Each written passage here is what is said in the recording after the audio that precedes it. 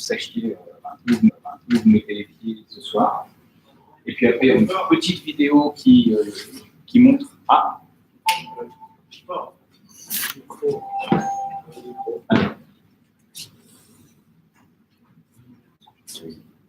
Je recommence. Désolé, merci. Alors, je le fais rapidement. Bonjour à tous. Donc, bienvenue à CFM.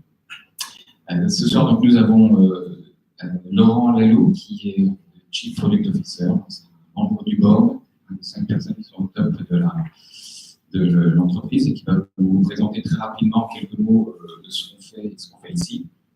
Et il y aura une petite vidéo qui montre à quoi ressemble l'environnement de travail.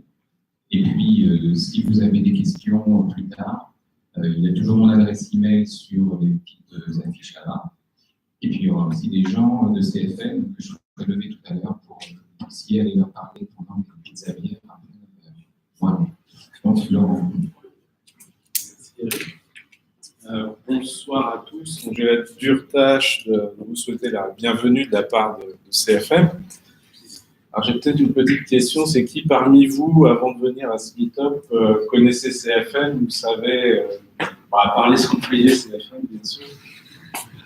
Donc, CFM, c'est un gestionnaire de fonds, donc on est dans ce métier depuis 28 ans maintenant. Mais pourquoi est-ce qu'un gestionnaire de fonds s'intéresse au machine learning? Ça peut paraître un peu bizarre de prime abord. Mais en fait, on est dans un segment de la gestion de fonds assez particulier, c'est-à-dire qu'on n'utilise absolument pas de traders, on utilise des docteurs en sciences ou en sciences de l'information et des informaticiens. Et en fait, notre métier, ça a toujours été de partir de la donnée de marché, données sur les entreprises, données macroéconomiques, de les analyser avec beaucoup d'outils statistiques. Et de nos jours, évidemment, le machine learning est un des outils qu'on utilise énormément, pour essayer de développer des stratégies pour nos investisseurs institutionnels. Donc, comme on utilise beaucoup ces outils, on utilise beaucoup l'open source, on aime bien rendre aussi à la communauté, donc évidemment sur la place de Paris, on essaye de participer aux différents meet-ups qui touchent à notre métier pour essayer de contribuer à l'activité parisienne. Donc, bienvenue à tous. Vous allez avoir, je crois, 4 présentations, plus des pizzas là-haut. Vous pourrez profiter des toits de Paris. Je vous souhaite une bonne soirée à CFM.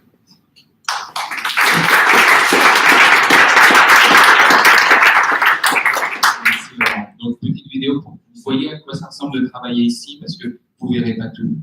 Quand on montera directement vers des bières spéciales. Et les pizzas. I look at your face. Take one, sing one. Bonjour, je m'appelle Jean-David, je travaille à CFM. Hi, my name is Sally. I work in CFM London. こんにちは、東京のオフィスから来ました。内山真由美です。Hi, my name is Mike Burrow, and I work in the CFM New York office. Hello, I'm Steve, and I work at CFM too.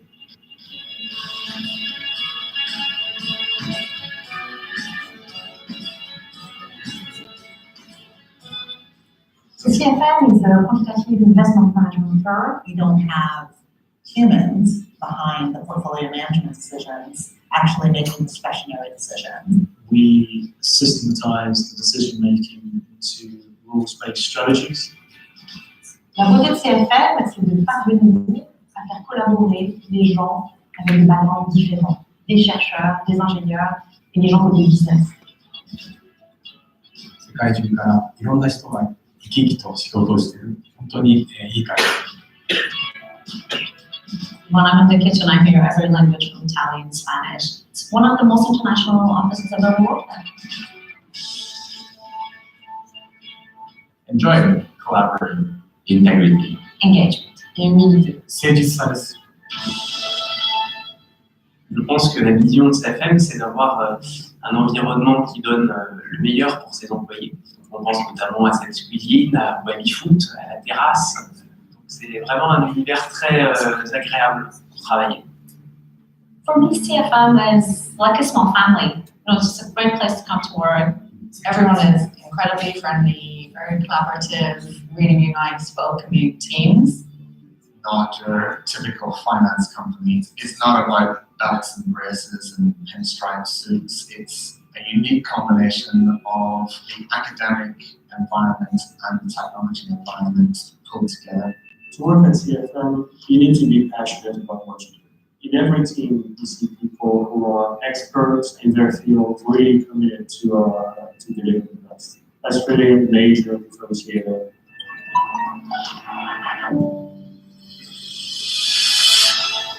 I think the future of CFM is continuing the trajectory that we've had for the last 25 years. On travaille tous ensemble sur cette mission de délivrer le meilleur service possible pour nos investisseurs, pour les employés, pour le management. I'm excited about the future at CFM because technology continues to be very important in both our dialogue with clients as well as developing new research ideas. What I really hope for CFM is that we can continue to grow and be successful, getting a community of people who still believes in the same things that we believe in now. L'excellence, l'innovation, la loyauté, le respect mutuel et le travail. Being part of a global team at CFM is an asset. Les limites sont seulement les limites que nous fixons. You will continue seeing Michael. That's a wrap, Nicholas.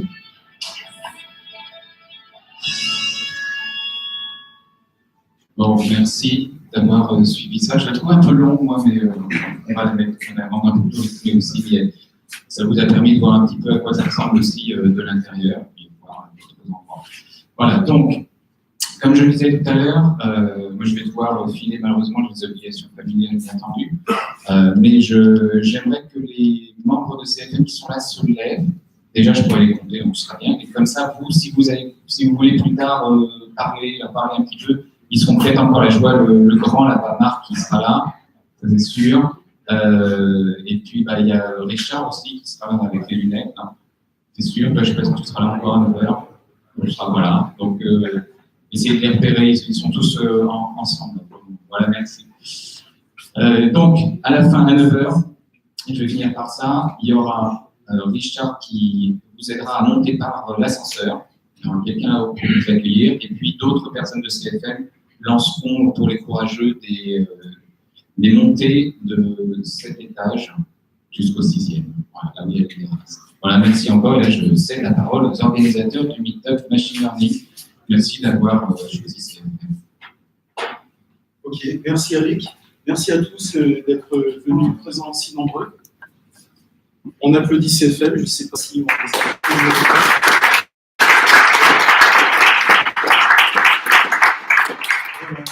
le remerciement. Donc on va aller assez vite parce que le premier intervenant est en train d'attendre. Donc, alors, cette soirée, en fait, va être consacrée essentiellement à tout ce qui est explicabilité, explainable AI. Il y aura 3 talks qui vont concerner donc, ce thème, explainable AI. J'aimerais redire, en fait, comme Igor me le mentionnait, d'ailleurs, entre parenthèses, Igor ne sera pas présent ce soir, mais Igor, il me mentionnait le fait que explainable AI, on a été les premiers à en parler, c'était il y a 3 ans. On avait fait venir, en fait, le créateur de la librairie LIM, et LIM, depuis, est devenu une sorte de best-seller, une sorte de librairie incontournable qui permet de faire de l'explainable AI. Donc, on continue sur ce thème, parce que c'est un thème qui va devenir, en fait, de plus en plus important, et c'est quelque chose d'absolument incontournable.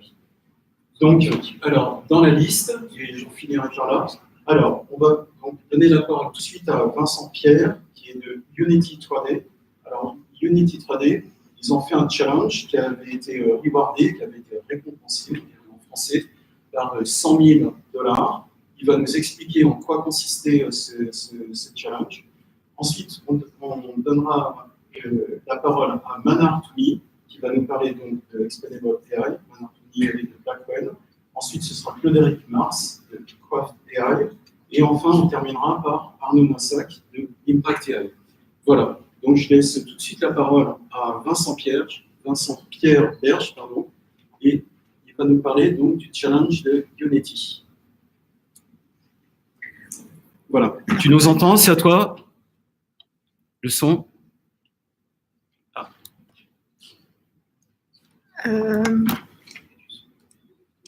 Votre son est éteint. Ton son est éteint. On t'entend pas. Vas-y, dis-lui. Ouais, c'est mieux. Super, Mais c'est non, super. ça va pas être super parce que nous on l'entend, mais là-bas on l'entend pas. Donc on va pas C'est pas ça. sur, ça Non, part non, pas non. sur un HDMI qui. Je pense pas. Non. On avait testé. Donc, tu peux essayer de parler là? Ok, on va rester. Oui, est-ce que vous m'entendez? Oui, est-ce que là-bas on entend? Coup-ci, coup-ça? Oui, on t'entend. Au fond, ça va? Ok, c'est bon. Allez, vas-y, commence.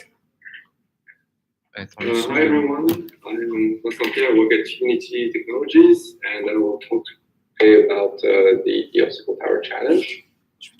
The challenge is actually still ongoing. There are 3 weeks left to the first part, so if you want to enter, you can still do that. So I'll first say a few words about Unity Technologies, Unity 3D. It is a company that creates a game engine that anyone can use to create video games and also other kinds of applications, for example, movies, or there are people using it for robot simulation, for example. And my team and I created a toolkit that allows to convert a game, any kind of game, into a reinforcement learning environment to do training and testing of agents.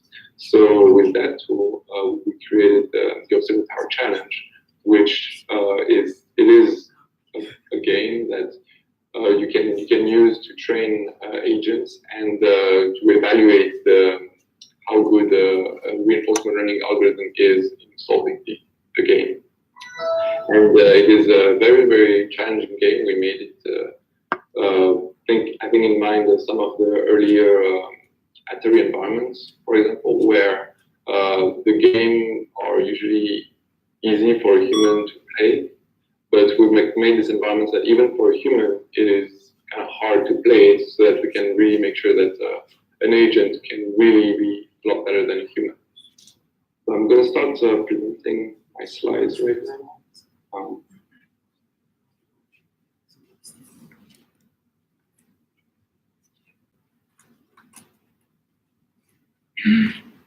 Can everyone see? Okay. So first, a few words on what's the relationship between AI, reinforcement learning, and video games. So I'll start with a few examples. There is not only games, but video games, but also games such as chess and Go that have been used to benchmark algorithms. So, for example, there is AlphaGo, but even prior to that, there was algorithms that could play chess, and we had them play against humans or against each other to evaluate how good our current AI, state-of-the-art AI algorithms are. The 2 images in the middle are from Atari environments, the Atari learning environments, and they are from old video games, and we use agents to play these games, and we use their score to evaluate how good they are. And recently, there are also video games that have a 3D rendering, so there are like 3D environments in which the agents must learn, for example, like how to look at an object, how to turn around. There is this whole 3D representation that makes it a lot harder for agents to learn, that became this new benchmark for a lot of researchers. There is one game in particular from the Atari learning environment, that's Montezuma's Revenge, that is a very, very hard game. And it's very hard for agents to be able to play it because the reward signal in that environment is extremely sparse. Like you have to do a lot of successive steps in order to get even the tiniest reward. So it's very hard to orient the training of the agent. But the advantage is that it has a very easy to recognize enemies. The enemies always look the same. The character always looks the same. It requires planning and fine motor skills. So the agent has to be able to jump over pits, grab objects, jump over enemies. And it's very hard to make progress. So it has been used historically as a benchmark for reinforcement learning algorithms, because if an algorithm can do good on that particular game, then it's probably a very good algorithm that can be used in a lot of contexts. But there are some problems that come with Montezuma's Revenge. One of them is that this game is completely deterministic. So you could just memorize a whole trajectory, memorize a set of inputs, and be able to solve the game that way. There is a single solution, so if the agent can just learn exactly what to do in every situation and could just memorize the entire trajectory, which is not a very smart behavior to have. Another disadvantage is that it's a 2D old game, so it's very far from photorealistic games we see today. And the fact that it's hard to make progress is an advantage because it makes it a hard game, but also can be an inconvenience because it's very hard to compare different algorithms on how well they do. So comparing two algorithms that can solve Montes Mass Revenge is very challenging. Also, this game has recently been solved. That there are algorithms that are better than humans at playing the game. Some examples here. A lot of these algorithms use techniques that rely on the fact, for example, that Montes Mass Revenge is a deterministic game with very low-level graphics. So a lot of these solutions are not easily transferable to other types of games. And Montes Mass Revenge made us think about, well, what would it take to create an environment that could be that had all of the advantages that Montes Mass Revenge offer, but also mitigates a little bit on the inconvenience. So this is the obstacle tower. This is the environment that we created. Here are some screenshots of it. So it's a completely 3D environment with a third-person camera, where the agent can jump around, must avoid the danger, solve puzzles, grab keys, and open doors.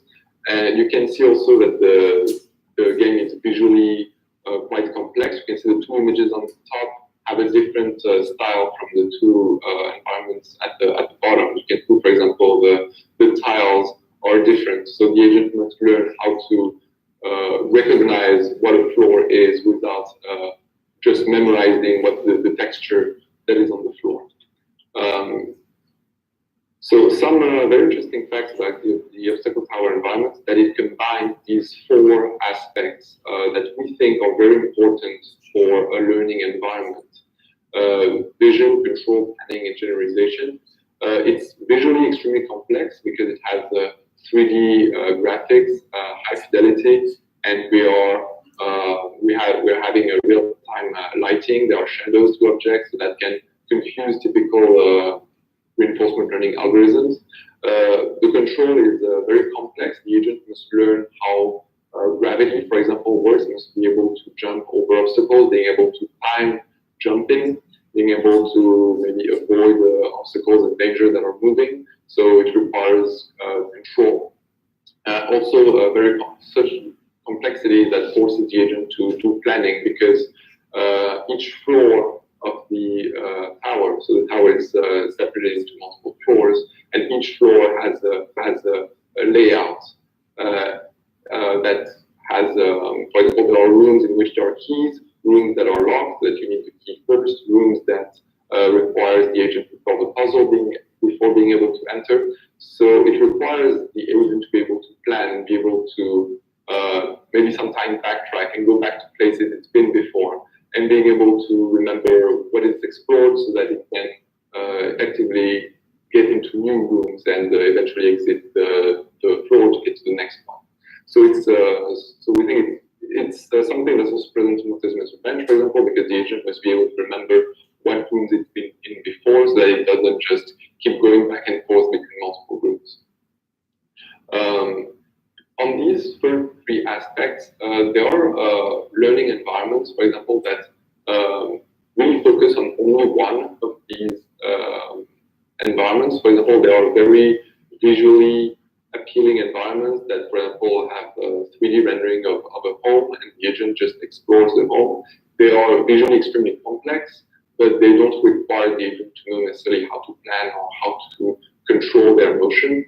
There are environments such as, for example, the Mujoko environments, in which these are the locomotion environment where you've seen, for example, humanoids trying to learn how to run. These have extremely complex control, so the agent must learn how to move joints in order to be able to move forward.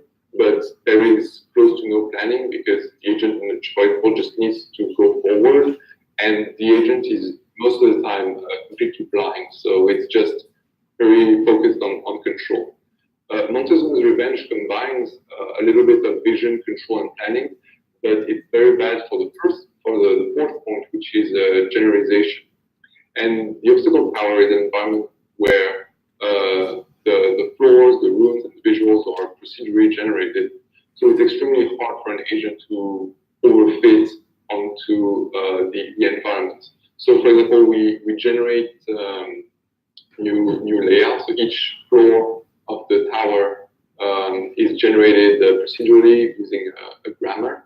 So we just make sure that the floor is solvable. For example, we make sure that a key room is always before a locked room. So it's always possible to exit the floor, but anything that happens in between is randomly generated. So this means that the agent cannot just remember, oh, after this room I have to turn left, and after that room I have to turn right, and then I'll solve the level. The agent will have to learn abstractions and not just remember the optimal sequence of rooms that it needs to explore. There are also each room, so the inside of each room is also procedurally generated. So we use templates for that. We just make sure that the room is simple, but we have templates for puzzles, templates where a key is hidden somewhere, rooms with very particular obstacles, and also the lighting, the colors, and the architectural style is also randomly sampled. So the agent cannot just overfit into, for example, learning what a door looks like and just remember what's the shape of the door because the door changes over time. It must learn an abstraction, some kind of representation of what a door really is. How do we evaluate the performance of agents? So remember that with previous environments, being able to compare how agents are performing is very important because we think that if an agent does very good into an environment, then it must be able to do well onto others as well. So how do we compare agents with each other? We have multiple ways we think are interesting to train and test agents with. For example, you can train an agent on a fixed tower. So this means that you set the random seed for when you generate the environment, and the rooms, layouts, and the visuals will be fixed for that tower. So the agent can basically learn to overfit on that particular tower. Or you can use multiple seeds. So on that image, the colors represent seeds that each different tower with a different color corresponds to a tower with a different seed. So you can train an agent with one seed, or you can train an agent with 100 seeds. So these are the two ways to train an agent. And for testing the agent, you can either do a no generalization testing, in which you just test the agent on a tower that he has seen before and make sure that he's learned properly. You can do what we call the weak generalization evaluation, in which the agent is tested on towers with different seeds. And that means that the agent must be able, for example, like not just remember what's the sequence of rooms it has to explore in order to solve the problem. It needs to create some abstractions and be able to realize that, oh, having a key means that I may be able now to open the door, and must be able to understand these things. And then there is what we call the strong generalization evaluation, in which the visual styles has to be completely different from the visual styles the agent has been trained on. So, for example, if you remember at the beginning, I showed two completely different architectural styles. Well, you could imagine that you train the agent with one style and you evaluate it with another. So we made some experiments already with some algorithms. We tried with the proximal policy optimization, PPO, with training with either just one tower or training with multiple towers. We tried Rainbow, and we also had some humans trying the game out. You can see that the humans are doing a lot better than our current state-of-the-art algorithms on that particular environment. Something interesting about the human learning is that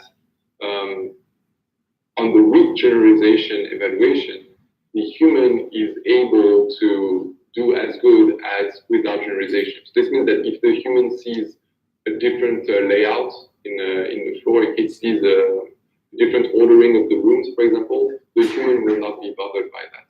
But our current learning algorithms are really bothered by it. They don't do as well when the keys are placed differently, when the orderings of the rooms is different. That's pretty interesting to notice, and we hope that by releasing this environment and having a challenge on it, and by researchers that are able to produce an algorithm that does well on the weak and strong generalization testing, these algorithms will be able to solve a much wider variety of problems, because there are algorithms that supposedly can generalize a lot better, and so can be used on many different tasks. What's next to come? So like I said, there are 3 weeks still for the first phase of the challenge, and there is going to be a second phase of the challenge after that, when we have more floors, more visual themes, and even enemies coming up.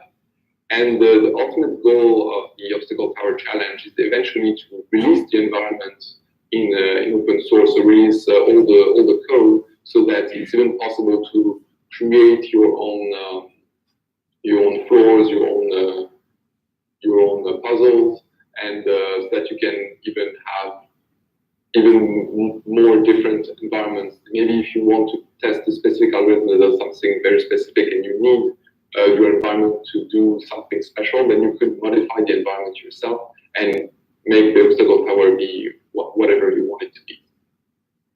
So if you want to enter the challenge, it's still open. It's at this website, unity3.com/OTC, OTC for Obstacle Tower Challenge. And that concludes my presentation on the Obstacle Tower Challenge.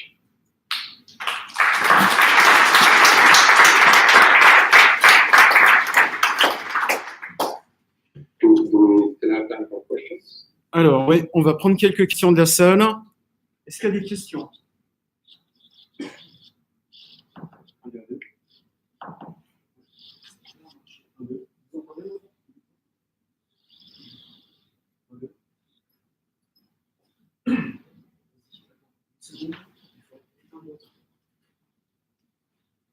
Ah oui, mais on ne pourra pas...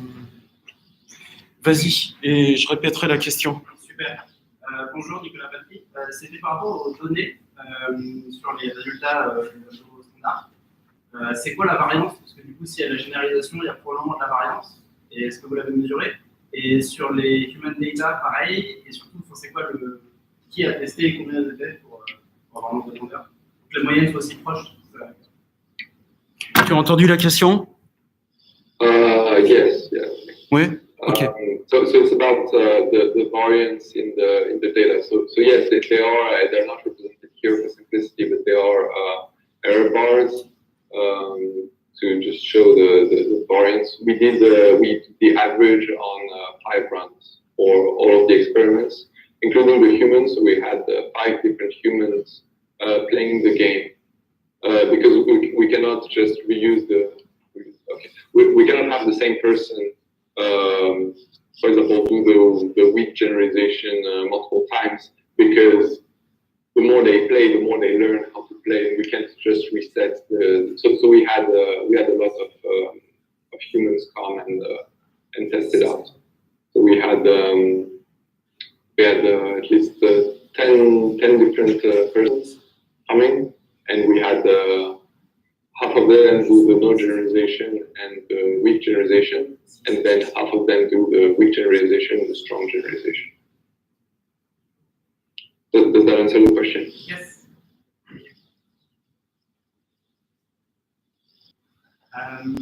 Yeah, about Atari usually is very simple to run and doesn't cost a lot of CPU or resources.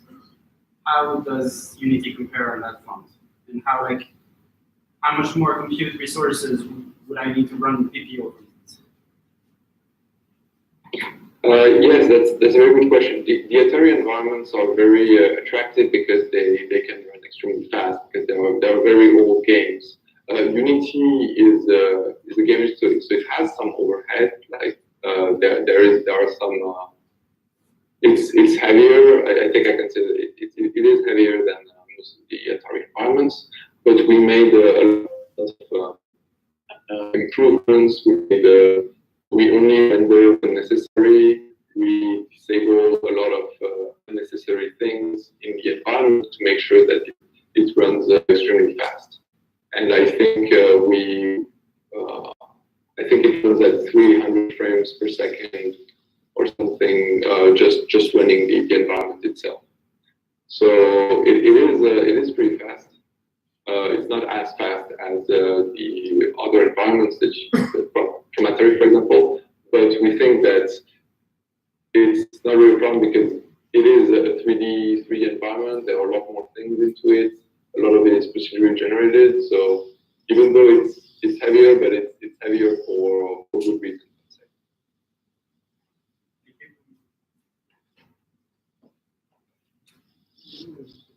Alors, le micro, on l'a perdu.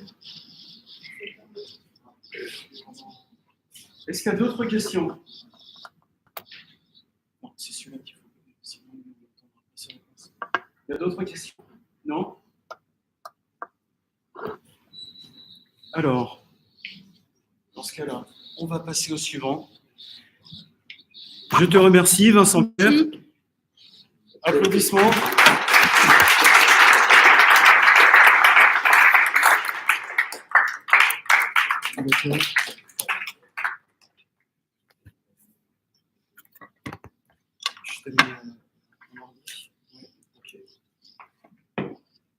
Merci.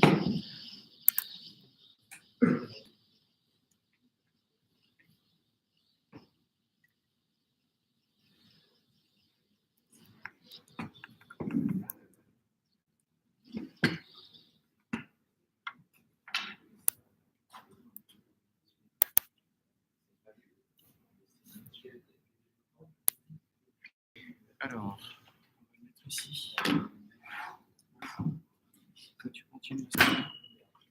Vas-y. Qu'est-ce que c'est que ce truc? Ça, c'est quoi ce connecteur?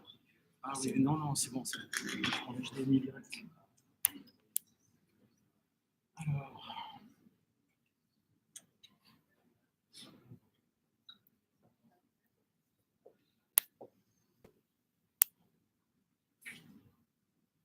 Il faudra qu'ils se mettent là-bas. Alors, Leonardo et Manar Toumi vont nous parler de Explainable AI.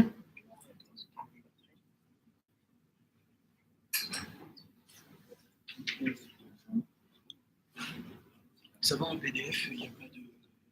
Ah ouais, c'est bon PDF. Ok.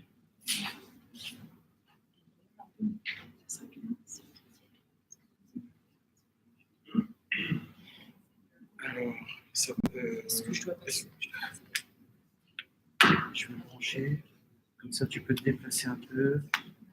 Alors, ce qui serait pas mal, ce serait qu'on te voit au moins au début. Vas-y.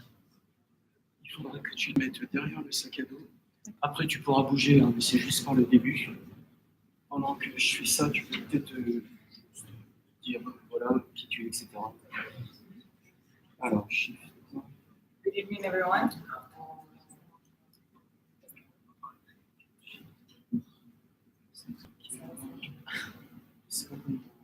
C'est pas grave. Et où l'autre micro? Parce que c'est le deuxième micro qui est branché. Il faut le mettre sur on. En dessous. Vas-y. C'est possible de faire la lumière autour de l'écran, s'il vous plaît, si on voit les slides. Faire la lumière autour de l'écran, qu'est-ce que tu veux dire? Ah, éteindre. Je ne connais pas. Il y a quelqu'un de CFM qui nous montre. Non, on verra plus. Ça va être embêtant pour le streaming. C'est gênant pour vous? Parce qu'on stream en même temps et en fait, les gens qui regardent via le streaming, en fait, ils verront rien si on éteint trop. Non, ça ne marche pas, j'ai pas réussi à le connecter. C'est pas grave. Tu me donnes ton top et moi je passe tes slides. D'accord? Ah, ça va être compliqué. Pourquoi? Tu as quoi? Et... Si. Non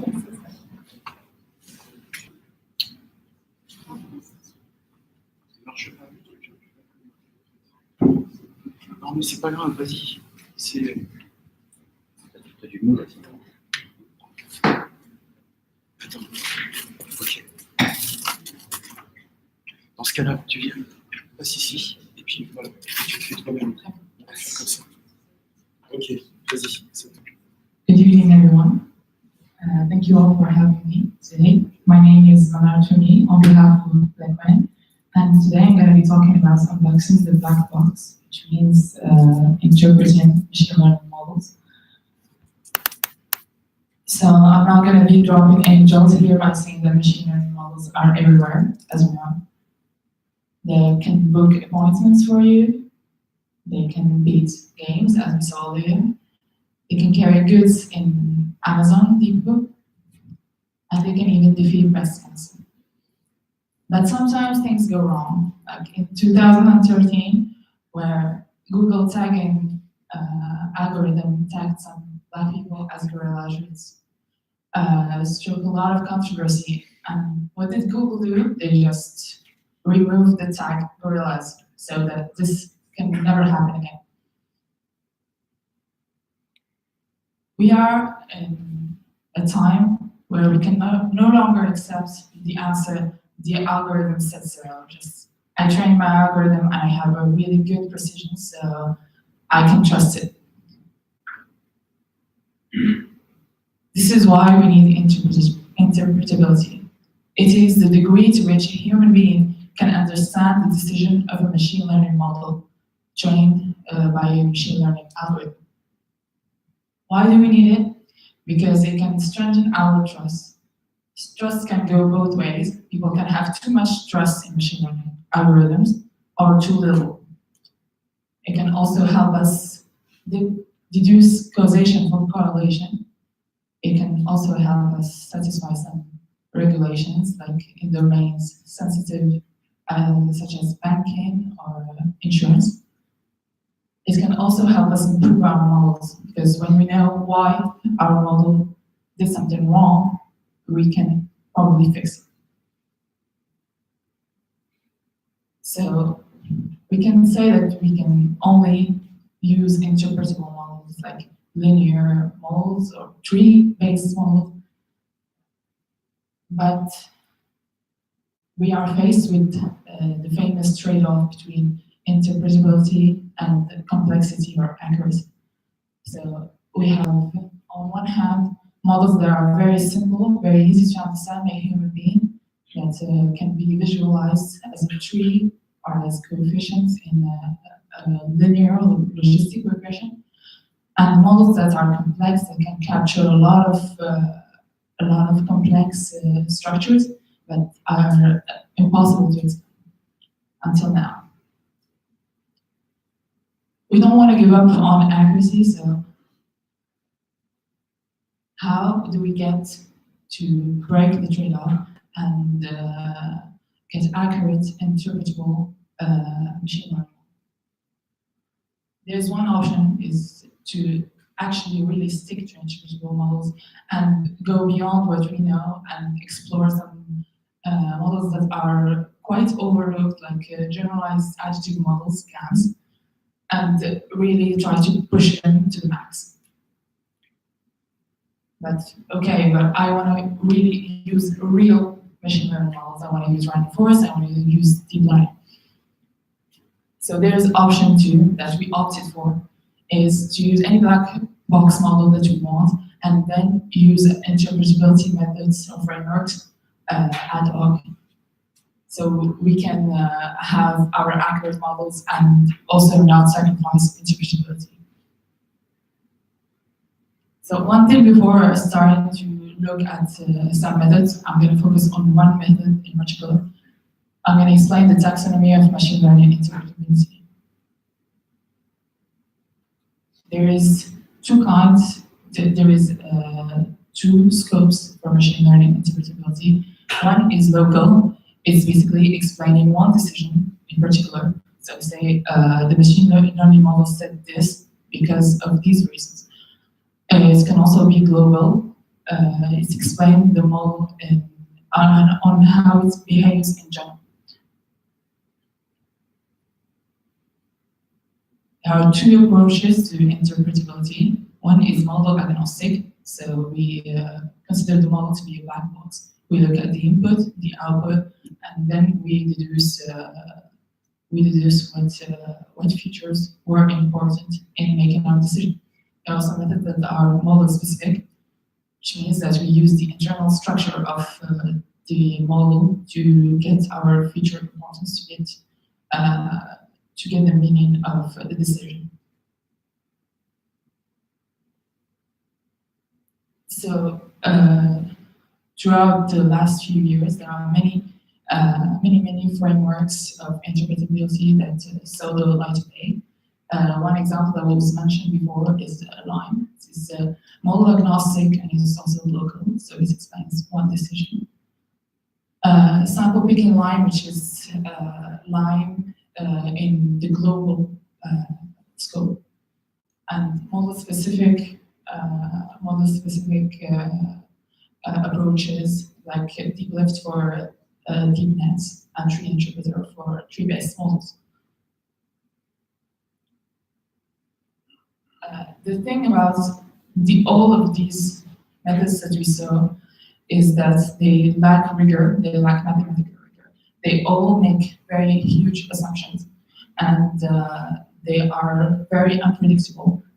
LIME, for example, has too many parameters that we cannot optimize because there's no such thing as a metric for good interpretability.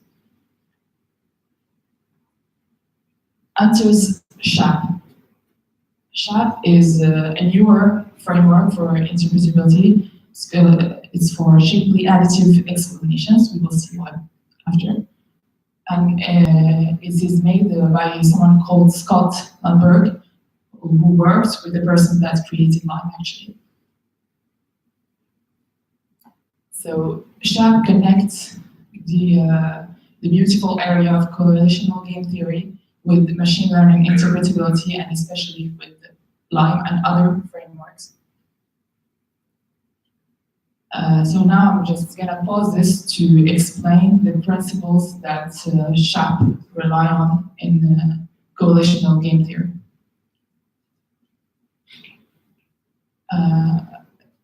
Correlational game theory studies the behavior of a group that works together in order to achieve one goal, in order to maximize one score. So for that, we're going to take the example of the escape room example. I hope you're all familiar with it. Yes. So the rules of this escape game is we have 1, 2, 3 players. The players have 1 hour to solve all the puzzles in the room and to escape. Their score is their time to 1 hour, so if they get out in 45 minutes, their score is 15. And their prize is the thing that they get at the end is equal to the 2 minutes they have spent. So this is a team of 3. They escaped with a score of 18 and 180 rupees. We have Bob Nash, Kim Worrell, and Neoman.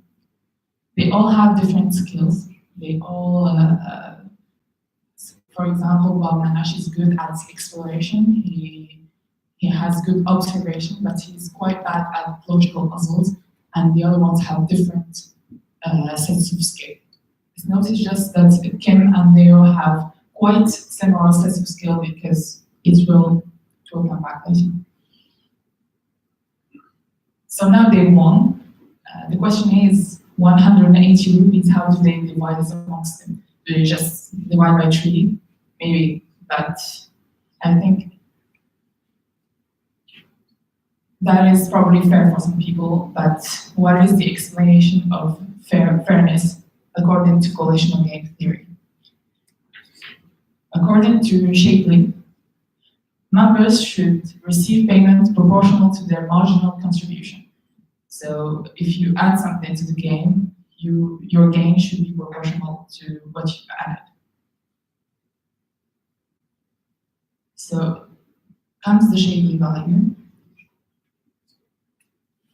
The Shapley value is what we give to each player to as his price, as his part of the price, and it has many interesting properties. It is efficient, so the sum of what we give to each player is what they want collectively. It is symmetric, so if two players are completely replaceable with each other, they will have the same price. If a player is at the corner and he doesn't do anything, we will give him nothing. And the additivity of the games. So if there is one huge escape game composed of two rooms, what the player would win in the whole game is what he would win at the first game, plus what he would win at the second game. Okay, now we're gonna see how we will divide the winnings amongst these players. Now, how do we compute their marginal contribution, what each player added to the game? We will do a little experiment. It's a little just try to imagine it. We will let the players test the rooms one by one. So each player goes into a room and tries to solve it on his own. We will send the second player. We will retrieve the first player, wipe out his memory so he can't remember what he did, and send them with the second player. So we can see what each player added. So we sent this player alone, and he managed to get out in 55 minutes. So he scored a 5. We sent the second player we sent him with the second player after wiping the first memory. So he got out with a score of 7. And then the third got out with a score of 8. So this is what he added to the final prize. So if we did just give each one what he added in this particular combination, we would see that it's not fair because, for example, player 2 and player 3 had exactly pretty much the similar skills. So what if the third player started first? He would probably add more. To be totally fair, we must look at all the possible orderings. So this is an example of 3 players. We have all the 6 possible orderings. And in white, we have what player 1 added in each scenario. So to be completely fair, what we would give each player is the mean value of what they added in each scenario. So this is what player 1 would get. There is this very nice math formula that avoids trying all possible orders because it's quite pricey. We would just look at the player's position and put exactly the same set of players before, and then put the rest after because it doesn't change anything. If for example, we have 5 players, if we put the third player in the middle and exchange 1 and 2, it would give exactly the same result. So this is how we extract the Shapley value in coalitional game theory. Now let's go back to machine learning interpretability. We draw here a metaphor or an analogy between a game and machine learning. So as you might have guessed, the players are the features, the game is the model, and the game attribution is the feature attribution. So how we divide the score? We divide the final score that the machine learning model gave us amongst the features.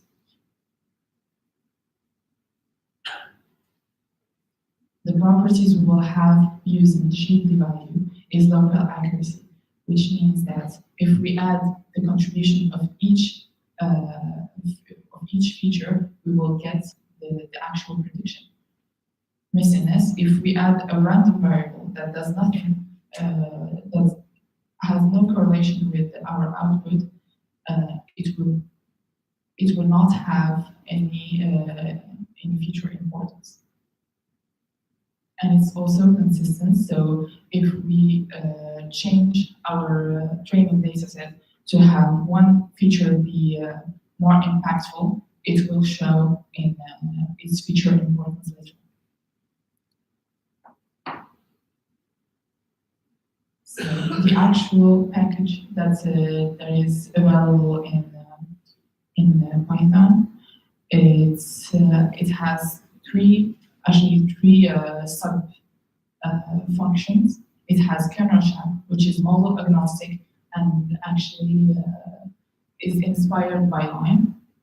So it selects a representative sample of the training data, and it fits a linear model on this data set with as much as possible combinations of present or absent features. So it blocks out some features and keeps the rest with as much as possible combinations, because we cannot do all of them. And blocking out a feature does not mean putting it to zero, because it doesn't make sense, but it's just putting it to the mean value of the training data set.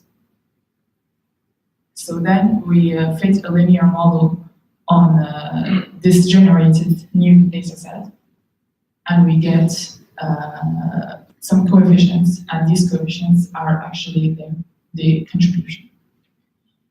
SHAP has also two other libraries, PreSHAP and DeepSHAP, that actually use other methods, but specifically for deep learning and tree-based models.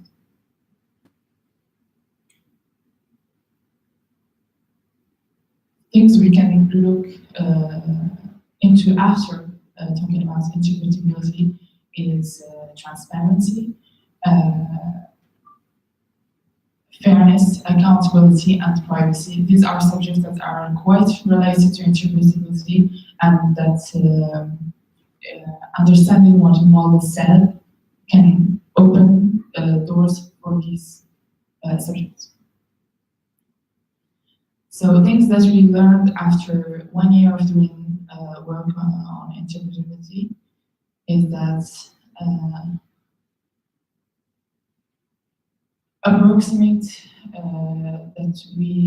the only solution that actually works right now is just approximation, local approximation of models. And Lime, for example, gives very unstable explanations. That's why we chose CHAP, because it does give very stable explanations. It does not have any parameters to tune.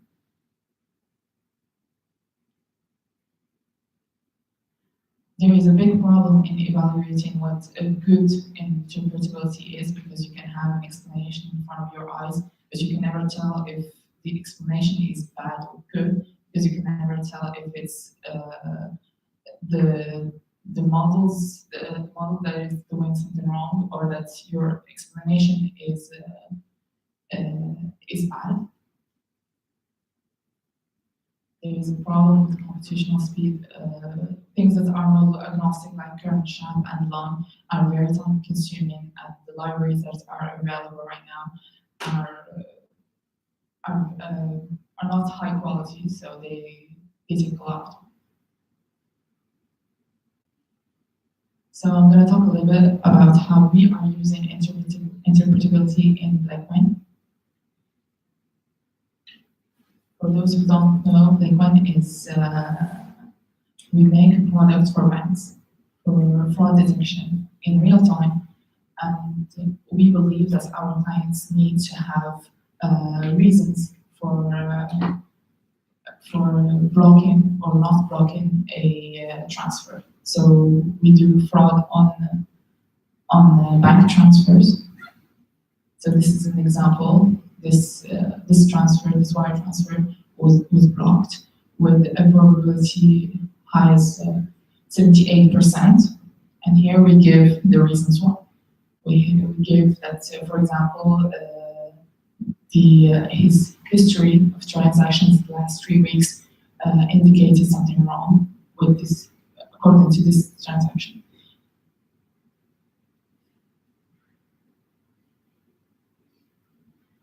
So thank you. And if you want to learn more about the methods that we studied in machine learning interpretability, we have a GitHub page with a lot of methods, especially design. There is tree interpreter, which all the shacks and others, and there are notebooks that test these methods and the corresponding libraries. If you have any questions.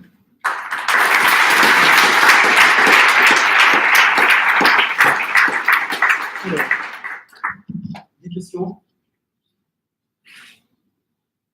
Pas de questions? Ah.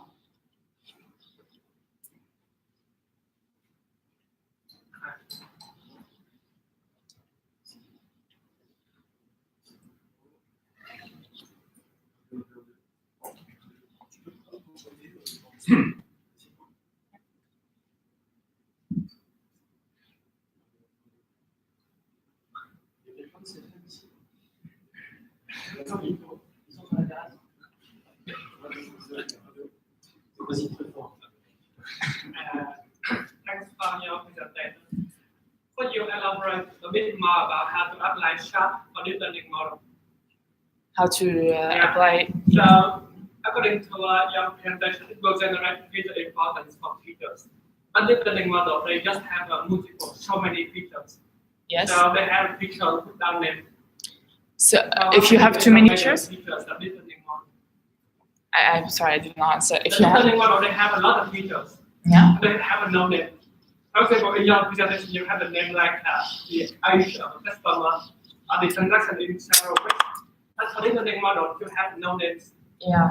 So yeah, this is a good question. This is a real problem in interpretability. If you're gonna have interpretability that relies on feature importance, you must have features that are themselves interpretable. But if you are doing something like feature engineering before your model, you can take the original features that are humanly explainable. So, for example, for words, you are transforming them to a vector. But you can take the words and consider that your model is everything from feature engineering to the model, and consider that the inputs are the actual words. And there was also a question about the number of features.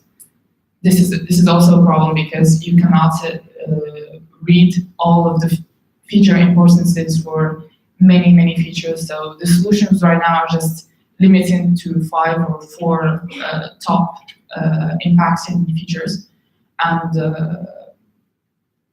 it's a real problem. Il y avait une autre question, vas-y. Thanks for the presentation. If I understood well, sharp values are just are feature importances. I mean, they tell you the importance of each variable.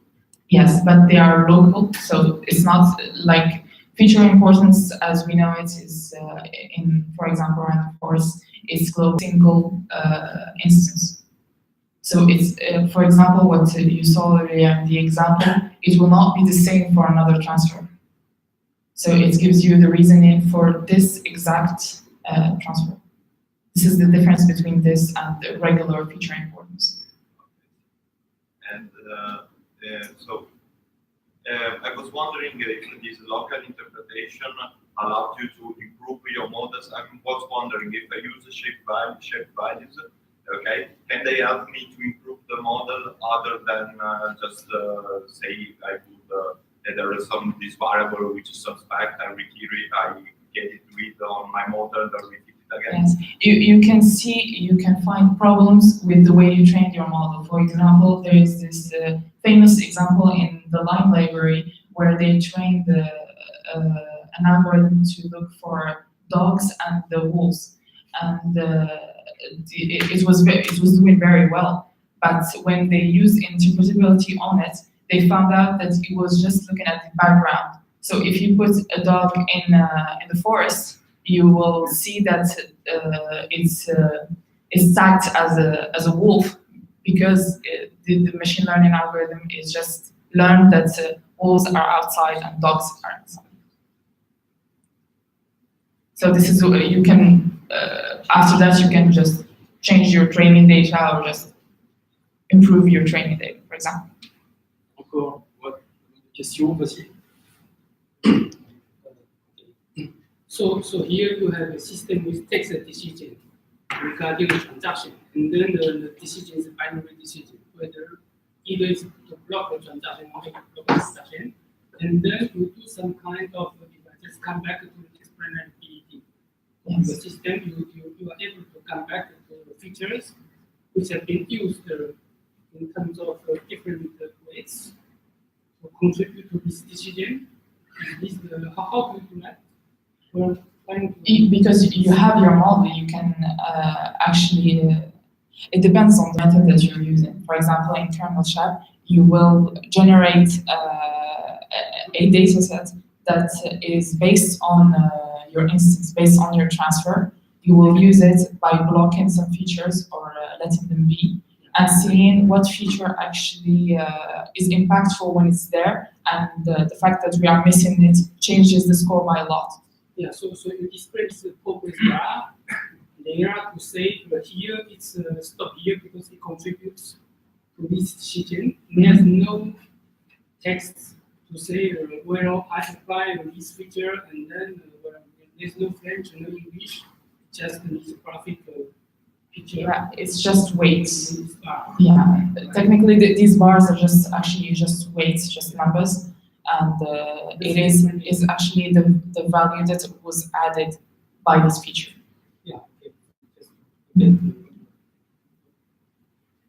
Tout au fond, vas-y, essaie de parler très fort pour qu'on puisse t'entendre.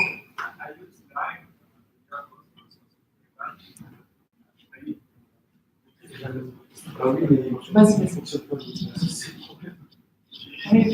Essaye de le couper. Non. Ah oui. C'est bon, voilà.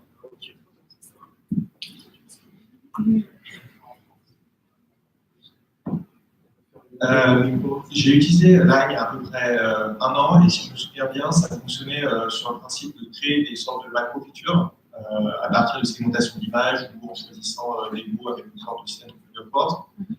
Et ensuite, le parcours se faisait en choisissant d'ajouter ou d'enlever certaines de ces features, enfin de mettre ou d'enlever certaines de ces features de manière un peu aléatoire. Et si je comprends bien, le système de chat est à peu près similaire, avec un fonctionnement un peu plus malin, on va dire, sur le choix de ces choses-là.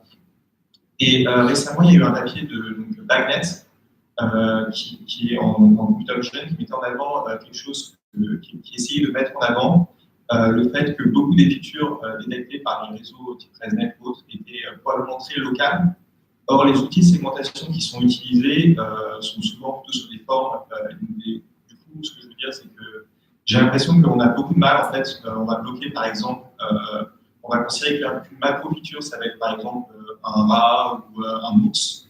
Tandis que, probablement, ce qu'a l'air de dire ce papier, c'est que les features détectées par les réseaux actuellement sont plutôt, par exemple, de l'ordre du poil ou de certaines caractéristiques particulières, un œil, des choses comme ça. Est-ce qu'il y a des pistes dans ce sens pour trouver des meilleures façons de segmenter et donc des meilleures façons peut-être de chercher en s'adaptant un peu aux soucis? Voilà.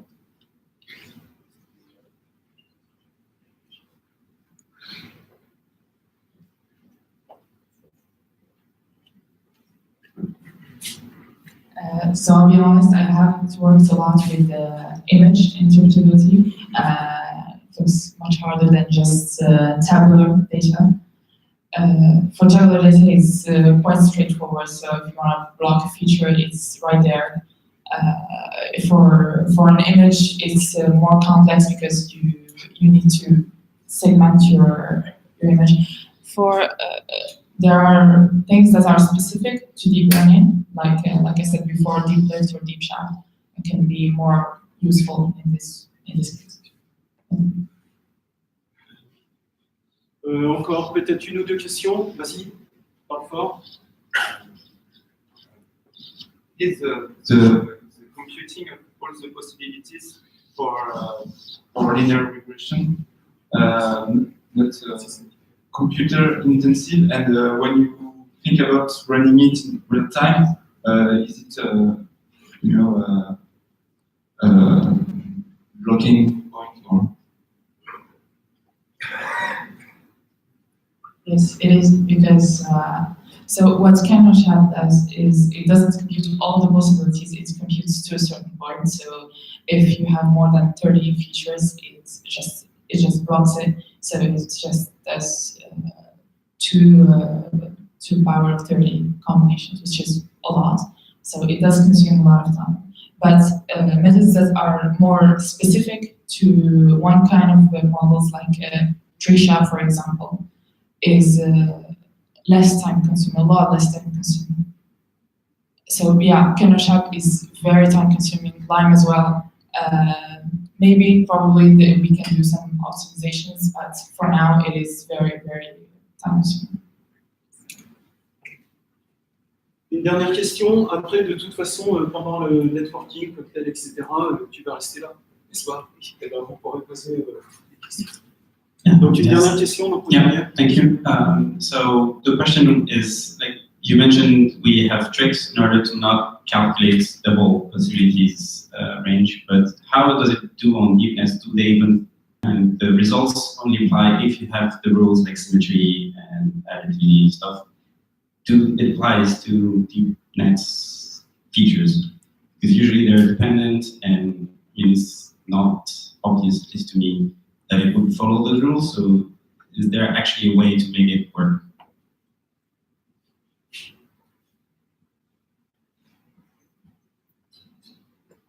So the rules don't apply on the features themselves, they apply on their importance. So it's something that Shaft guarantees and not that Shaft needs.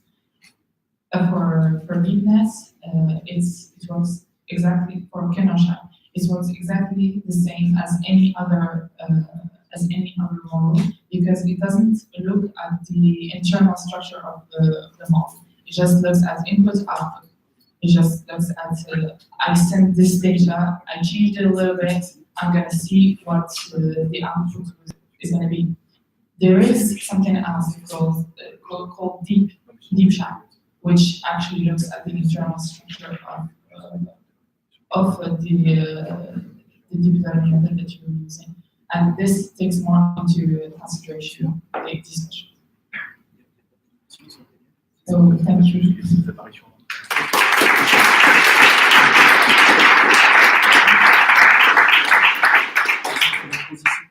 Ok, donc transition avec Claude-Éric, Mars, Kraft AI. Quelle transition. Super. I don't know if I do it in English or in French. Do we have English only speakers here? Okay, so French would be better, right? Comme tu le sens. C'est pas en fait, ça va du tout. Qu'est-ce qui se passe? Alors, faisons ça mieux. Tac.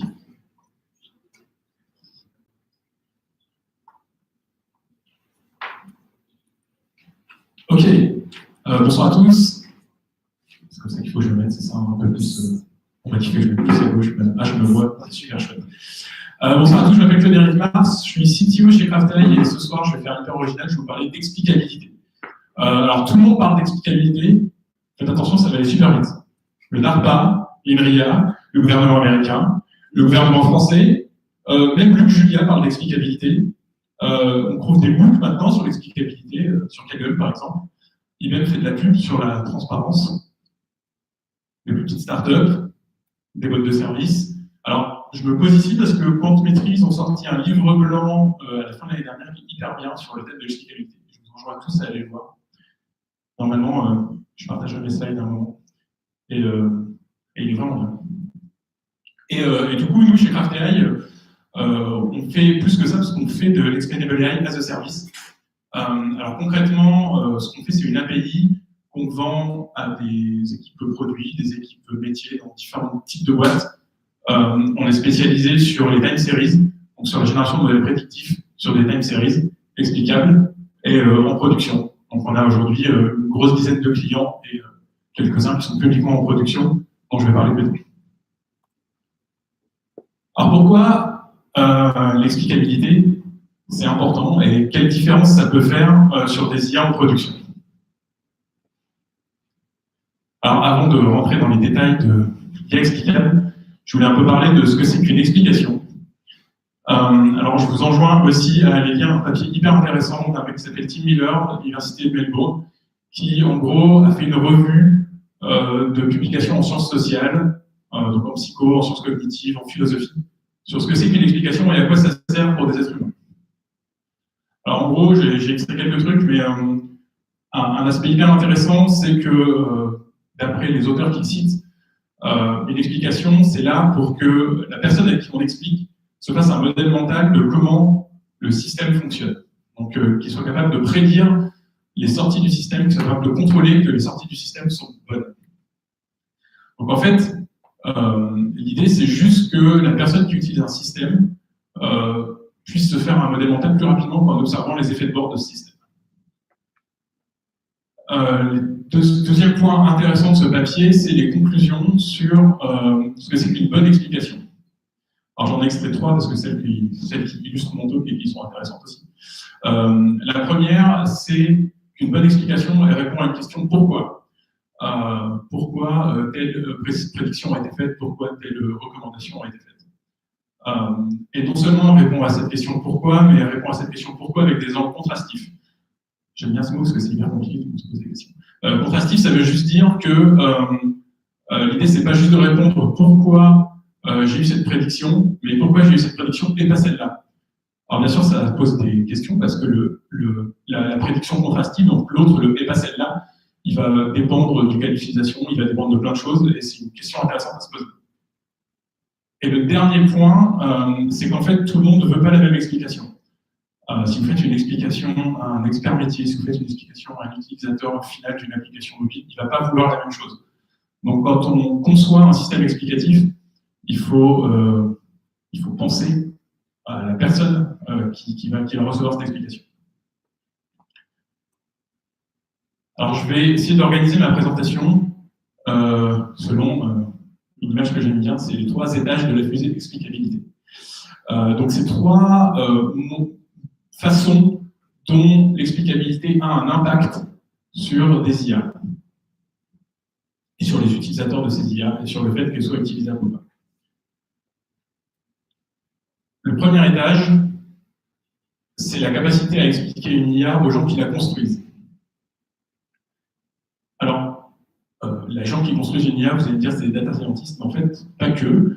En fait, quand vous construisez une IA, c'est que d'une manière ou d'une autre, soit vous allez améliorer, soit vous allez remplacer une méthode de travail ou un logiciel ou un process, un truc existant. Et ce truc existant, il a été fait par des gens qui résolvent des problèmes de data depuis des années à grands coups de tableur Excel.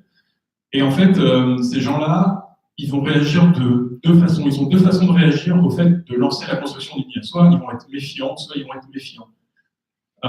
Ils vont être méfiants peut-être parce qu'ils pensent que l'IA que vous allez créer, en fait, ça va complètement changer la manière dont ça fonctionne, dont le système qu'ils avaient conçu fonctionne, et du coup, ils vont plus servir à rien, ils vont aller pointer au chômage, et ça va être la fin du monde. Ou alors, ils vont être méfiants, parce qu'en fait, le truc qu'ils ont fait, c'est hyper compliqué, et les stats, ça ne va pas vraiment remplacer ça. Et dans tous les cas, le meilleur moyen de combattre ça, c'est en fait de les impliquer dans la construction, que eux-mêmes deviennent des gens qui construisent cette IA-là. Alors le problème, c'est que ces gens-là, des experts métiers, ça peut être aussi des experts en réglementation, ça peut être des juristes, ça peut être plein de types de personnes dans une organisation. C'est pas des data scientists. Vous n'allez pas les convaincre avec une courbe ROC ou avec une matrice de confusion. Ils vont avoir besoin d'avoir quelque chose de beaucoup plus concret, un calcul, un moyen de tester si les hypothèses, si les règles métiers qu'ils ont acquis au cours de leur expérience se retrouvent dans le système, un moyen d'expérimenter avec le truc que vous êtes en train de construire. Et du coup, vous allez devoir mettre en place des techniques qui permettent d'expliquer ce modèle que vous êtes en train de construire. Mais une fois qu'ils auront compris, ça va être hyper bien.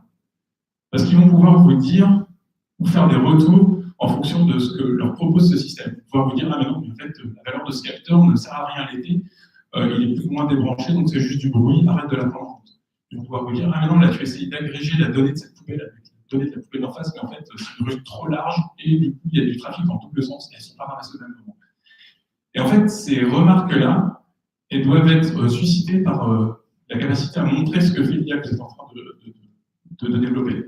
Et au final, le résultat, c'est juste que votre IA va être de meilleure qualité. Elle va être plus facilement acceptée et vous allez avoir de meilleures performances. Alors, comment on fait ça? Alors là, il y a toute une panoplie d'outils qu'on peut utiliser qui vont de visualisation à la possibilité d'explorer des modèles. Alors, quand on a un grand système de règles qu'on a développé, c'est facile d'aller extraire quelques règles. Quand on a des trucs comme des arbres de décision ou des régressions, c'est facile d'expliquer les calculs. Quelque chose qui marche très bien aussi, c'est des simulations.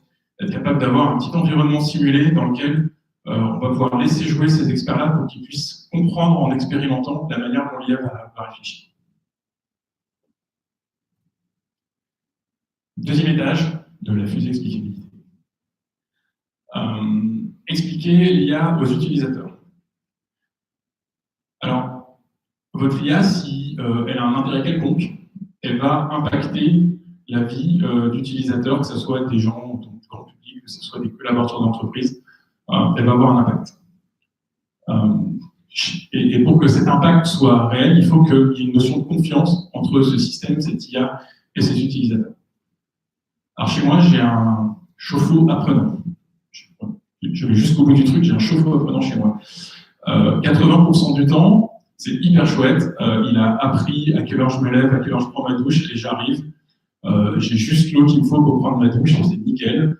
Et puis le reste du temps, il est vide, il ne consomme pas d'électricité, c'est génial. Le week-end, j'ai des horaires un peu moins fixes, et du coup, il se vautre, mais c'est pas grave, parce que quelque part, le modèle mental que je me suis fait de la manière dont il procède me fait dire que bon, bah, il n'a pas de chance, il n'a aucun point de données qui s'aligne, je n'en veux pas.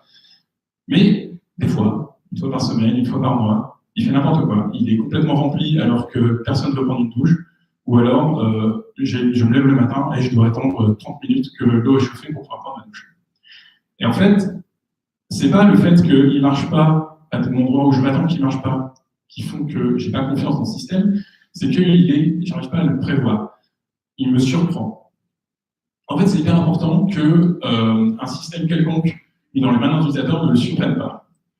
Et pour ça, on a besoin de lui expliquer pourquoi une décision a été prise. Ça va faire deux choses. Ça va construire une relation de confiance entre le système et l'utilisateur, ce qui fait que l'utilisateur va utiliser de plus en plus, ce qui fait que ce système va avoir un vrai impact sur le business, et du coup, tout le monde est content, le concepteur du système, l'utilisateur, ça marche bien. C'est un autre impact, c'est que toutes ces décisions vont pouvoir être tracées, et du coup, avec leurs explications, du coup, et du coup, on va pouvoir vraiment avoir des utilisateurs qui engagent leur responsabilité quand il s'agit de business, de process dans du business, avec cette IA.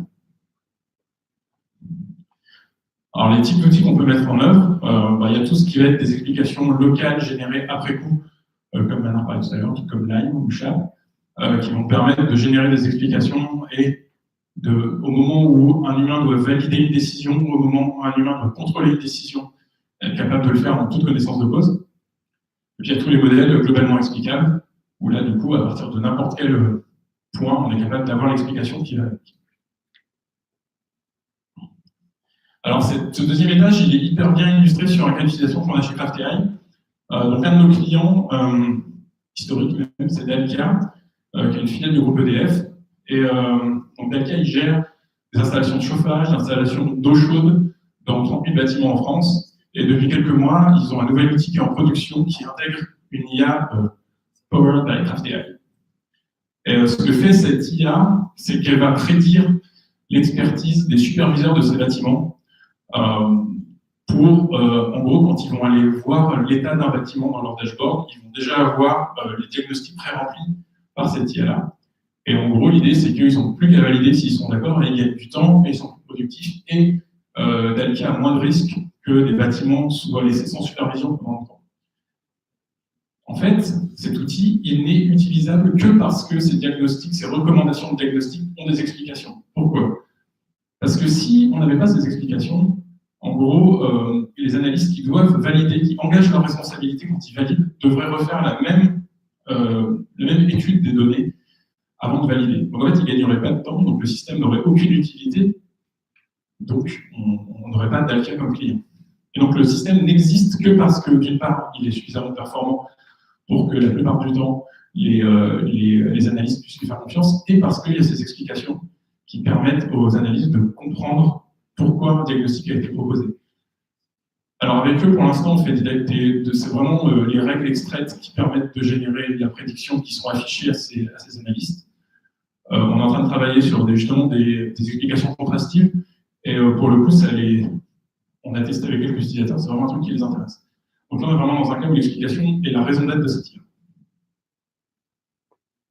Le troisième étage. Alors le troisième étage, c'est l'idée d'être capable d'expliquer une IA à un autre logiciel. Alors on a vu que c'était super chouette de pouvoir que des humains puissent comprendre le fonctionnement d'une IA. C'est super chouette quand ces humains doivent la contrôler, c'est super chouette quand ces humains doivent valider les décisions de ces IA. Mais en fait, à l'échelle, ça ne marche pas, les humains. Donc si on a beaucoup d'IA qui prennent beaucoup de décisions sur des données différentes, en fait, il va falloir beaucoup d'humains pour quand même interagir avec elles. Et dans certains cas, en fait, pour passer à l'échelle, on va mettre ce raisonnement métier, ces règles de validité d'une décision, ces limites métiers, etc., on va vouloir mettre dans un autre logiciel. Et donc, en fait, on se retrouve à devoir expliquer le fonctionnement de notre IA à un autre logiciel, avoir un agent autonome, une IA qui a potentiellement découvert ces règles de fonctionnement, qui va dialoguer avec un système expert dans lequel on a intégré le savoir-faire de nos humains. Et en fait, quand on réfléchit aux possibilités que ça offre, c'est plutôt chouette. Parce que ça veut dire concrètement que notre IA devient inspectable, que ça devient une espèce de base de connaissances dans laquelle on peut naviguer programmatiquement, sur laquelle on va pouvoir prendre des décisions. Concrètement, ça veut dire que des concepts à l'intérieur de cette IA vont pouvoir être découvrables par un programme informatique. Si je prends l'exemple de mon chauffe-eau, quelque part dans le modèle de décision de mon chauffe-eau, il y a le concept de ce que c'est qu'une douche matinale, de ce que c'est qu'un bain l'après-midi le samedi, de ce que c'est qu'une douche longue parce qu'il y a une soirée arrosée la veille. Et tous ces concepts-là, si ce modèle est explicable, est suffisamment explicable, en fait, on peut le manipuler avec un autre programme et du coup raisonner sur ces concepts-là comme on raisonnerait sur des concepts dans une base de connaissances. Ça permet d'ouvrir le champ des possibles en termes d'automatisation. Ça permet aussi de certifier le fonctionnement de ces IA a priori, juste en analysant leur modèle de fonctionnement. Alors là, du coup, on a vraiment besoin d'avoir des modèles qui sont des white box, dans lesquels on va pouvoir rentrer dedans programmatiquement. Alors vous allez me dire, les réseaux de neurones sont des white box, il y a des gens qui génèrent des exemples adversariaux d'images en allant analyser les poids dans les réseaux de neurones, c'est vrai. C'est un peu comme si on allait naviguer dans une base de données sans schéma, dans une autre langue et sans documentation. Ça manque un tout petit peu de sémantique, mais c'est possible. Mais là, par contre, utiliser des modèles comme certains genres de régression, des modèles additifs, des modèles des arbres de décision, des SVM sur des données métiers, c'est hyper intéressant et on peut faire des choses vraiment puissantes. Exemple. Donc Donc, cette troisième étage, il est parfaitement illustré chez un de nos autres clients, que je ne peux pas nommer, mais qui opère des trucs comme ça. Alors, il y en a plusieurs, du coup, c'est pas grave. C'est parfait. Et donc, ce fournisseur d'énergie, ils sont en train de commencer à proposer à leurs utilisateurs une application de coaching énergétique. Alors, pour l'instant, c'est sur une certaine population d'utilisateurs, mais c'est en train de se répandre sur tous les utilisateurs. Normalement, d'ici quelques mois, ça devrait être complètement public. Et cette application de coaching énergétique, ils voulaient en faire une différente de celle de leurs concurrents. Ils voulaient en faire une qui est vraiment personnalisée et qui comprend les habitudes de consommation de chaque individu. Et donc, ils utilisent CraftAI. Ils utilisent CraftAI pour apprendre des modèles prédictifs de chacun des foyers, des prédictifs de consommation d'énergie de chacun des foyers sur les données multiples. Donc, en pratique, ça veut dire qu'il y a plusieurs millions de modèles CraftAI qui sont générés en continu, mis à jour avec les données de ces foyers. Et en fait, ce qu'ils utilisent, ce n'est pas les prédictions. Alors, en vrai, ils les utilisent parce qu'il y a certaines qualifications où c'est cool. Mais en vrai, ils utilisent la structure des modèles comme une représentation des habitudes de consommation du foyer. Et ils utilisent cette structure pour sélectionner les conseils et paramétrer les conseils intéressants à envoyer à leurs clients, et du coup avoir des vrais conseils qui sont en rapport avec les habitudes de consommation. Et encore une fois, ce coach n'existerait pas si les modèles de CraftAI n'étaient pas des arbres de décision en l'occurrence. Alors, l'explicabilité, c'est hyper cool, mais si ça marchait sans aucun problème, s'il n'y avait plus rien à faire, on s'ennuierait un petit peu. Alors, il y a plusieurs challenges. Le premier challenge, Manar en a parlé tout à l'heure, c'est que, en fait, je vous ai dit, il y a des modèles plus explicables que d'autres, c'est hyper cool d'être explicable. Je vous ai mis une vague définition, mais je ne suis pas capable de quantifier ce que ça veut dire plus explicable ou moins explicable. Alors, c'est un sujet complexe, parce que c'est un sujet de perception, c'est un sujet de sciences humaines. C'est un sujet sur lequel on travaille avec des laboratoires, mais c'est un sujet qui est encore ouvert. On n'a pas de méthodologie ou de framework pour réfléchir sur qu'est-ce que ça veut dire plus ou moins explicable. Le deuxième problème, c'est que en fait, les modèles globalement explicables, je vous ai répété que c'était vachement bien, que c'était super chouette, que c'était l'avenir, mais dans le cas général, les performances sont moins bonnes que des modèles moins explicables. C'est d'ailleurs pour ça que ces modèles moins explicables existent. Alors, ce qu'on a montré chez CraftAI, c'est que dans certains cas particuliers, en connaissant la nature des données, donc en l'occurrence sur des time series, on était capable de pimper ces modèles, de faire vraiment, d'aller changer la manière dont les algos fonctionnent pour les adapter aux données et avoir des modèles très performants. Aujourd'hui, avec nos arbres de décision sur des consommations d'énergie, on est au niveau de Random Forest, de modèles ensemblistes. Mais il y a du travail à faire, et je pense que c'est du travail qu'il faut faire d'une autre manière que la manière dont on envisage aujourd'hui la data science, c'est-à-dire qu'il faut rentrer dans les algos pour aller modifier les algos eux-mêmes, et pas juste travailler autour des algos existants. Et le dernier challenge, qui est assez intéressant, et c'est un sujet sur lequel les gens du challenge d'ARPA bossent vachement, c'est la capacité à mélanger à certains niveaux des modèles non explicables, par exemple détecter certaines features en vision, pour dire, ah bah tiens, ça c'est une patte, ah bah tiens, ça c'est des poils, ah bah tiens, machin, avec des modèles explicables plus haut niveau, qui vont raisonner sur ces concepts bas niveau qui ont été appris. Et du coup, avoir un peu le meilleur des deux mondes. Qu'est-ce que je veux que vous reteniez de ce talk? Le premier, c'est que l'explicabilité des IA, ce n'est pas une contrainte, c'est une opportunité de faire plein de trucs chouettes, d'ouvrir des use cases qui, en fait, n'existent pas avec des modèles pas explicables. Et même si vous vous limitez à l'étage 1, en fait, c'est intéressant pour impliquer les gens et pour avoir des meilleures performances à la fin.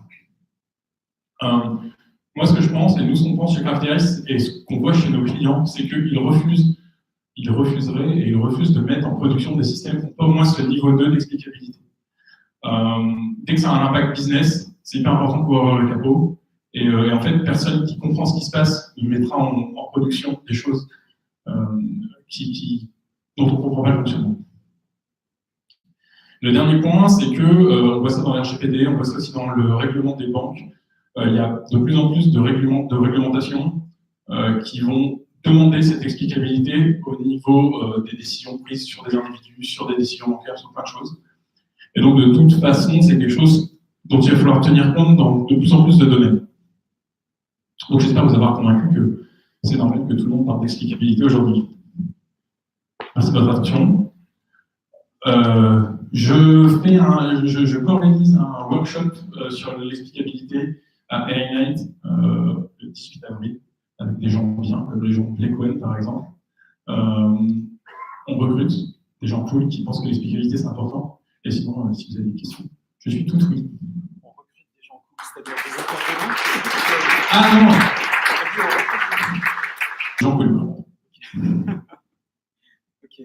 On va prendre 2 questions, on est un petit peu pressé par le temps. Allô? Tu disais que tu bossais en fait sur les time series. Ouais. Est-ce que en fait l'explicabilité, tu l'as faite juste sur le signal ou sur les variables exogènes? Les deux.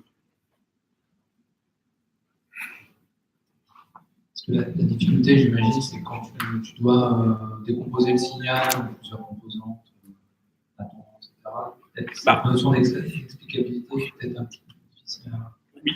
En fait, ça revient à ce que je disais avant, c'est que ça dépend beaucoup de l'interlocuteur qu'on a en face et de à quoi sert l'explicabilité. Et du coup, quand on est, quoi qu'il arrive, il va falloir sélectionner dans le modèle qu'on veut rendre explicable. Il faut que les features qu'on met dans ce modèle soient compréhensibles par la personne à qui on veut faire l'explicabilité. Donc, la décomposition du signal pour une certaine catégorie de personnes, c'est très, très clair. Et quand on parle à des spécialistes de l'énergie, en fait, ils comprennent, mais c'est pas très compliqué de leur expliquer ça. Si c'est pour donner une explication à quelqu'un qui ne connaît pas grand-chose, peut-être qu'il faut enlever ces features-là du modèle.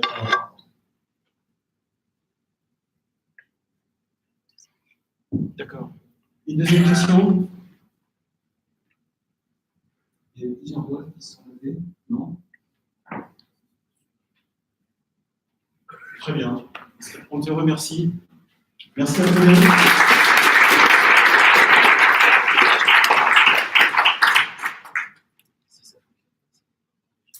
Ça fonctionne pas. Alors, le dernier talk, ce sera Arnaud de DC Brain qui va nous parler donc de gouvernance. Vas-y, si tu veux commencer. Alors, je rebondis sur la dernière question, parce qu'on parle très souvent de time series d'activité. Ça dépend aussi de ce que tu veux, de ce que tu fais avec des séries temporelles. Si tu fais de la classif, tu vas chercher par exemple des bouts de séries temporelles, ça c'est assez identifier des patterns dans des séries temporelles. Si tu fais du forecast avec des données exogènes, c'est peut-être intéressant de vous montrer que c'est la météo qui permet de faire du forecast. Donc en fait, ça dépend vraiment de ce que tu fais classique, enfin régression, ça dépend de ce que tu fais. Pas une bêtise, Eric.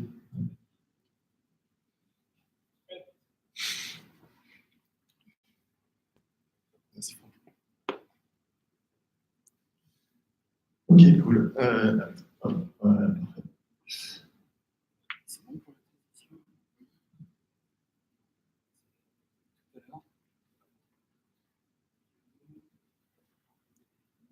Je vais présenter, donc je suis Arnaud Moissel, je suis le CEO de DC Brain.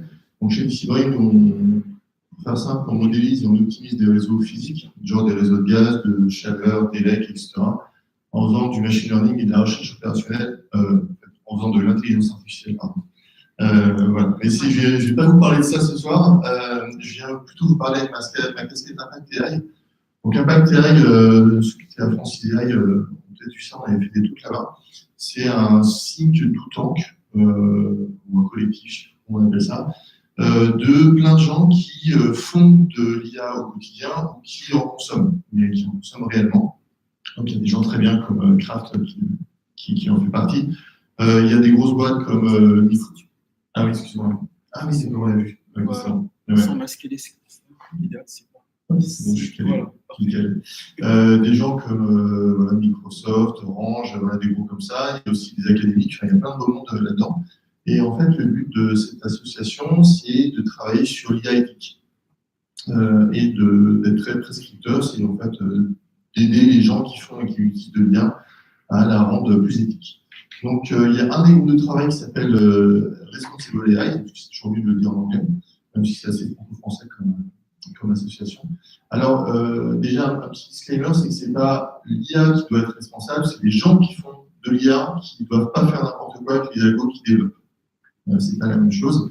Un algorithme, ça sert, ça fait ce qu'on lui dit de faire. Donc, si les specs à la base, c'est n'importe quoi, ben, l'algo va faire n'importe quoi. Par exemple, quand on dit que Parcoursup n'est pas juste, c'est pas Parcoursup n'est pas juste, c'est que Parcoursup prend des décisions. C'est que Parcoursup prend des décisions et qu'à un moment, si dans les specs, on a dit, ben, en fait, il faut favoriser telle catégorie plutôt que telle autre, en fait, c'est les specs qui sont pas justes, c'est pas Parcoursup qui est juste.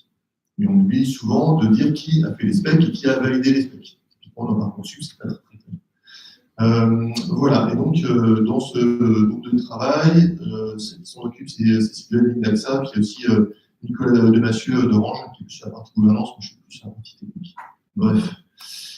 Ok, donc, explicabilité, fairness, tout ça, est-ce que finalement c'est si neuf que ça? Je prenais l'exemple de Parcoursup, ça fait très longtemps qu'on fait attention à ce que les algos ne fassent pas n'importe quoi en prod.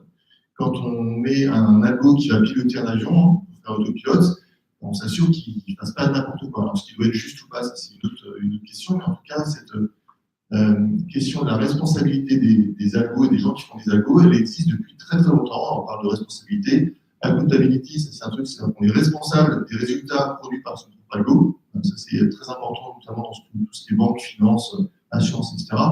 Robustesse, reliability, ça ne tombe pas en panne, quoi. Et donc, c'est aussi pour ça qu'on fait du DevOps, qu'on fait du contrôle de qualité, qu'on fait tout ça. Okay, donc, une fois qu'on a dit ça, ben, est-ce qu'il y a un vrai sujet sur l'IA là-dessus? Alors, oui. Donc, évidemment, le bouquin que tout le monde a pu lire sur le sujet, c'est Weapon of Math Destruction. Ce que nous dit Cathy O'Neil, c'est que ce qui fait mal quand c'est l'IA qui commence à attraper ces sujets, c'est que ça scale très facilement, ce qui n'est pas le cas d'un algo plus classique. C'est souvent opaque, et dès qu'on fait ne serait-ce que du online, ou même sans faire du online, on met à jour ces modèles, on a des boucles de retour qui peuvent être extrêmement toxiques. Okay, donc c'est pour ça que il faut vraiment se poser encore plus fortement la question quand on fait du machine learning.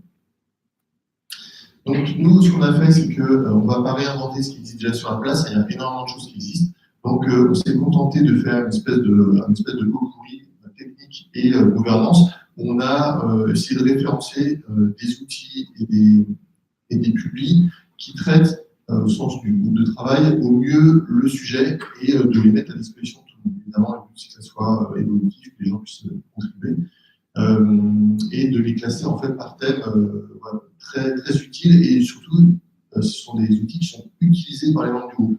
C'est pas, tiens, ça a l'air d'être cool, on va le mettre là. Non, c'est des gens qui vont tester, qui vont utiliser, ça fonctionne. Donc, je ne vais pas traiter la partie technique ce soir, je vais plutôt parler de la partie gouvernance. Alors, la partie gouvernance, encore une fois, j'aime bien le parallèle avec tout ce qui est DevOps et autres, c'est que quand on fait l'IA, on fait du logiciel avant de faire des maths. Quand on met en prod de l'IA, on met en prod du logiciel, et donc on doit avoir une maîtrise bout en bout de la qualité de ce qu'on met en prod et du contrôle de tout ça. Et finalement, tout peut se résumer à peu près là-dessus. C'est-à-dire que si on peut être un excellent data scientist, si le chef marketing ou produit dit tiens, tu vas montrer cet algo qui est super discriminant, en fait, on peut démissionner, on ne va pas avoir conscience de l'impact. En tout cas, ce n'est pas forcément la faute du technique, c'est aussi des choix de société. Sans compter que, ensuite, même vis-à-vis des clients, Claude-Éric l'expliquait très bien, les clients sont de plus en plus sensibles à ça, ils sont de plus en plus suspicieux sur le côté black box. En tout cas, nous, c'est pareil que Kraft, on travaille beaucoup dans l'industrie, enfin, ce genre de business. Et c'est des gens, si ce n'est pas explicable, ils n'en veulent pas. Enfin, si ce n'est pas explicable en partie. Quand on fait des méta-heuristiques, avec des trucs comme ça, c'est moins explicable. Mais ça marche quand même. Alors, on va commencer par la partie la plus terre-à-terre, qui se rapproche de ce qu'on fait sur la toolbox technique. C'est que quand on va fabriquer et déployer des algos de machine learning, on a fait une checklist pour s'assurer déjà qu'on ne passe pas à côté de problèmes d'explicabilité, de fairness, etc. La première, qui est sans doute la plus importante, première étape, c'est des stats. C'est-à-dire qu'on a tendance à oublier avec le mythe du big data que, aussi gros soit le dataset, ça reste un échantillon de la réalité. Donc, vous sortez vos cours de stats, vous regardez tout ce qui est théorie d'échantillonnage, de sondage, etc. et vous l'appliquez. Donc, je peux passer des heures là-dessus. Mais c'est vraiment hyper important et c'est souvent ce qui fait la différence entre un data scientist qui sort d'école et un data scientist un peu expérimenté. C'est que celui qui sort d'école, il va faire du self-diplôme direct. Celui qui est expérimenté, il va déjà commencer par regarder ses données. Ensuite, l'anonymisation. Pourquoi est-ce qu'on l'a mis à cet endroit-là? Parce que dans ces temps de RGPD, travailler avec des données, avec plein de fichiers personnels, ça peut poser des gros problèmes. Donc ça, c'est pareil, c'est pas un problème technique en soi, c'est juste un problème de gouvernance, qu'il y a des datasets avec lesquels on ne peut pas travailler. On peut les travailler, mais on ne peut pas les stocker. Et ça, c'est pas un problème technique. Ensuite, en plus, on verra qu'au niveau anonymisation, c'est assez simple de rendre un modèle discriminant parce qu'on l'a anonymisé. J'en parlerai là. Voilà, donc ça c'est le premier point. Déjà, on comprend ce qu'il y a dans son dataset parce que typiquement, si, ça c'est le bon exemple, il y a des vidéos Google là-dessus, si on entraîne un modèle pour prédire quel sera le prochain prix Nobel pour donner des crédits à l'équipe de recherche, ben forcément, vu qu'il n'y a que Marie Curie dans le dataset, on est sûr de discriminer toutes les équipes qui ont des femmes. Ce n'est pas un problème de modèle, c'est un problème d'échantillonnage. Petite digression là, ce qui est, là on tombe sur des questions plus sociales, limite philosophiques, il est dans le groupe, c'est que depuis toujours, en machine learning, on introduit des biais. Quand vous rééquilibrez des classes, vous introduisez un biais volontaire. Vous allez bricoler votre dataset. Pourquoi est-ce qu'on rééquilibre des classes? Parce que finalement, pourquoi est-ce qu'en fait on va ici introduire des biais pour éviter des discriminations? C'est parce qu'on ne veut pas que le modèle apprenne la réalité, on veut qu'il apprenne ce qu'on voudrait que soit la réalité. Je vous rappelle tous l'exemple du chatbot de Microsoft qui était devenu super raciste au bout de 2 heures. Bon, ça, c'est la réalité, malheureusement. Par contre, on ne veut pas que le chatbot devienne super raciste tout court. Donc, en fait, on va truquer les données parce qu'on ne veut pas qu'il ressemble à forcément les gens qui l'apprennent. Bon, après, c'est des domaines, encore une fois, ce n'est pas de la technique, c'est vraiment la gouvernance. À quel point on veut bricoler les données pour que ça respecte ce qu'on veut, enfin, le modèle attendu, le résultat attendu. Ensuite, le côté explicable localement, globalement, ça c'est vraiment super important, je ne vais pas revenir plus que ça dessus. Retenez juste que c'est aujourd'hui pas le même usage. C'est que typiquement, dans le groupe, ceux qui font de la banque ou d'assurance, eux, ils ont l'obligation d'expliquer une décision. Okay, donc, expliquer une décision, c'est ça. C'est du local. On n'a pas besoin d'un modèle global pour expliquer une décision. Un modèle global, ça peut être utile pour s'assurer qu'on n'est pas en train peut-être de discriminer ou qu'on est à l'aise sur le comportement du modèle dans l'ensemble du dataset passé, présent et futur. Par contre, pour expliquer pourquoi on a refusé un prêt ou accepté un prêt, du local, ça suffit. La bonne nouvelle, c'est qu'on l'a vu lors du deuxième talk, c'est que des choses comme Chap, ça marche vraiment super bien. C'est vrai que nous, on ne fait pas de computer vision sur des sujets là-dessus, mais sur les autres datasets, ça marche quand même super bien. Et donc, n'hésitez pas à utiliser des choses comme Chap. C'est sur GitHub, ça se met très facilement dans un Jupyter Notebook. Commencez à jouer avec. Il n'y a pas besoin d'acheter des solutions à la data robot qui vous laisse l'explicabilité unique au monde. Il y a des choses qui marchent très bien déjà sur GitHub. Voilà. La distribution de l'erreur est-elle juste? Ça, c'est un point que j'ai toujours trouvé très marrant. On peut avoir un modèle qui, globalement, a des très bons scores, mais qui va discriminer par l'erreur. L'exemple typique, c'est j'ai un modèle qui va attribuer des prêts, okay, et on va se rendre compte que en fait, les hommes ont beaucoup de faux positifs, c'est-à-dire qu'en fait, on leur attribue des prêts alors qu'ils n'ont pas dû être attribués, et que les femmes vont avoir pas mal de faux négatifs, c'est-à-dire qu'on leur refuse des prêts alors qu'en fait, ils auraient dû l'avoir. Quand on regarde l'erreur et les scores globaux, le modèle reste très bon, sauf qu'en fait, on voit que le modèle il se trompe dans un sens pour une catégorie et dans l'autre sens pour l'autre.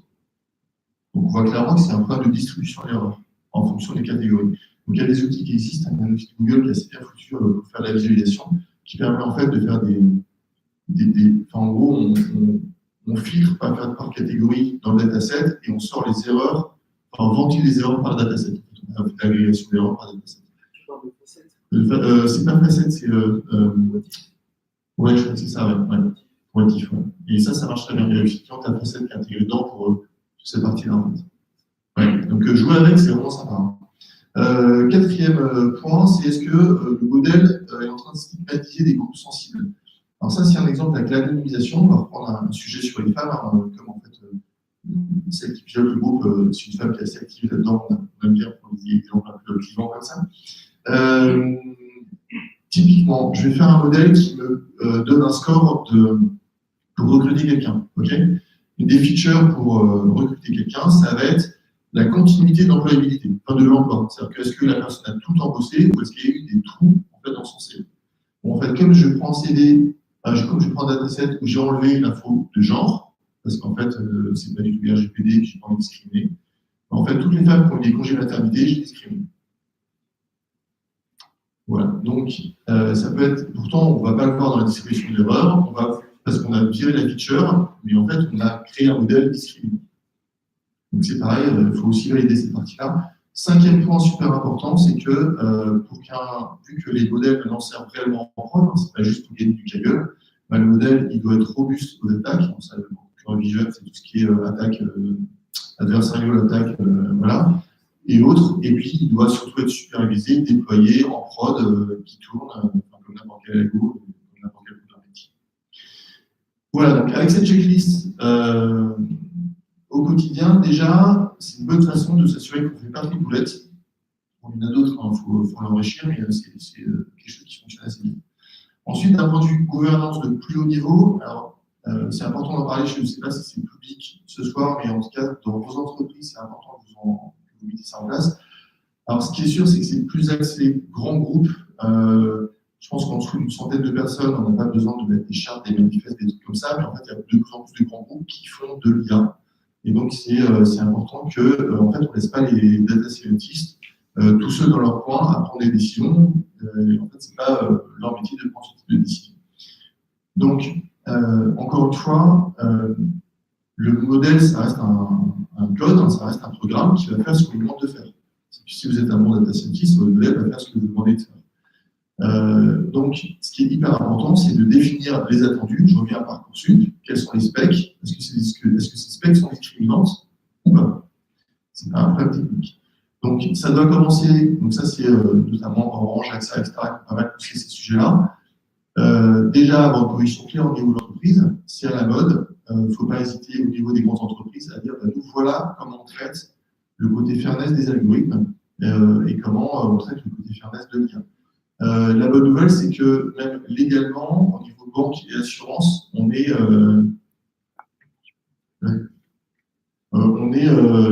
déjà très bien couvert par la loi, donc il suffit juste d'étendre et ça suffit. C'est super important d'avoir des gens qui vont superviser ça au-dessus de la tête de ceux qui produisent de l'IA ou qui en consomment. Donc il faut nommer des comités, on met des panels d'experts. C'est pareil hein, dans les entreprises qui depuis longtemps font des stats, font des actuaires, etc. Ça existe déjà. Il faut juste l'étendre à ce niveau de la techno.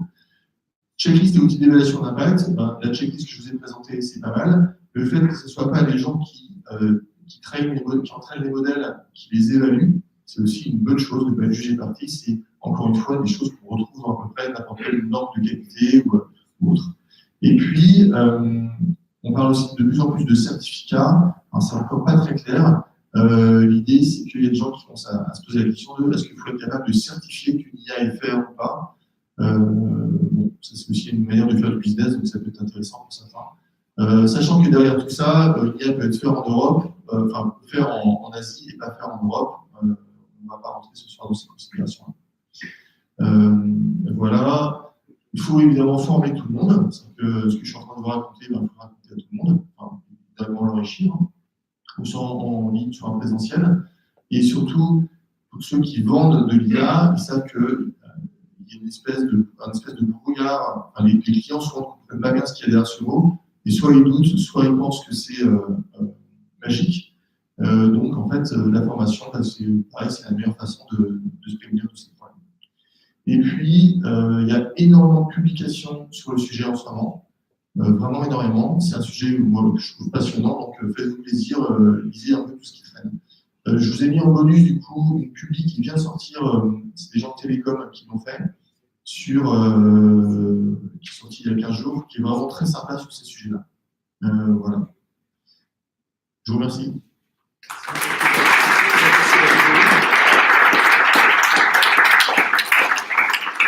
Merci Arnaud. Y a-t-il des questions? On va aller assez vite parce qu'on a une deadline à 21h, donc il doit rester que 2 ou 3 minutes. Donc on va prendre 1 ou 2 questions. Et pour le reste, en fait, vous irez voir Arnaud pendant le cocktail. Et moi, j'en profite pour filer à l'anglaise. Alors, 1 ou 2 questions? Non, pas de questions? Ok, bon. Merci Arnaud.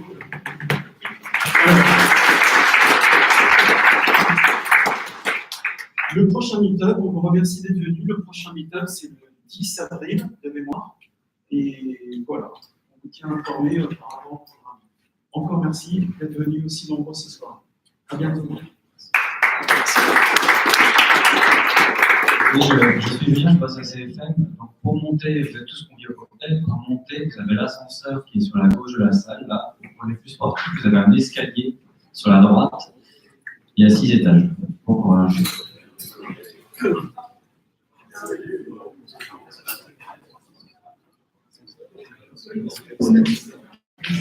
Excusez-moi avant juste de partir, je vous invite à aller sur le blog de Udity parce que c'est vraiment quelque chose de très sympathique pour apprendre l'apprentissage par renforcement. Il y a aussi sur Archive un bel abstract universitaire sur Unity et l'apprentissage par renforcement. Merci. La vidéo aussi.